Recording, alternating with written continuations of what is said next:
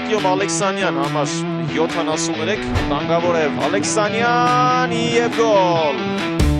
Բանանց, Փյունիկ, Յուվենտուս։ Թվում է անհամատեղելի ֆուտբոլային ակումբներ են, սակայն 16-ամյա Արտյոմ Ալեքսանյանն իր բացառիկ տաղանդով եւ ֆուտբոլային հմտություններով կարողանում է աչքի ընկնել ու հայտնվել շատ ֆուտբոլիստների երազանքների ակումբում։ Արտյոմ Ալեքսանյանը պատահական չի հայտնվում ֆուտբոլի ասպարեզում։ Դեռ 5 տարեկանից հետևելով հոր Հայաստանի ազգային հավաքականի նախկին պաշտպան Վալերի Ալեքսանյանի օրինակին, Արտյոմը որոշում է գնալ իր երազանքի հետևից։ Ավանի ակադեմիան դառնում է նրա առաջին մարզումային վայրը, որից հետո տեղափոխվում է Բանանց, այնուհետև 2019 թվականի գարնանը Փյունիկ։ Ֆուտբոլում պատահականություններ չեն լինում։ Հենց այս ակումբում է Արտյոմը կարողանում աչքի ընկնել հարձակվողին բնորոշ լուրջ հատկանիշներով եւ թիմի մարզիչ Սևակ Արամյանը նրան վստահում է կենտրոնական հարձակվողի դիրքը։ Հաջորդող 4 տարիներին Արտյոմին հաջողվում է 3 անգամ դառնալ առաջնության լավագույն ռմբարկուն։ Հայ ֆուտբոլիստներն իրենց աչքի առաջ ունենալով Հենրիխ Մխիթարյանի օրինակը հավատում են, որ իրենք էլ աշխատասիրության եւ նվիրվածության շնորհիվ կկարողանան մի օր հայտնվել թոփ ակումբներից մեկի կազմում։ Արտյոմի պարագայում երազանքը վերածվում է նպատակի։ 2023 թվականին իտալացի ֆուտբոլային գործակալի միջոցով նա հրավիրվում է Թուրինի Յուվենտուսի ակադեմիական թիմում փորձաշրջանի։ Միակ խաղում դառնում է եւ գոլի եւ գոլային փոխանցման հեղինակ։ Չնայած փայլուն խաղին, հայ ֆուտբոլիստը անչափահաս լինելու եւ փաստաթղթային խնդիրների պատճառով Եվրոպա տեղափոխվել չի կարողանում։ 2025-ից 2026 մրցաշրջանից Արտյոմ Ալեքսանյանը սկսում է հանդես գալ Փյունիկի երկրորդ թիմում։ Այստեղ էլ առաջին անգամ լինելով մեկնարկային կազմում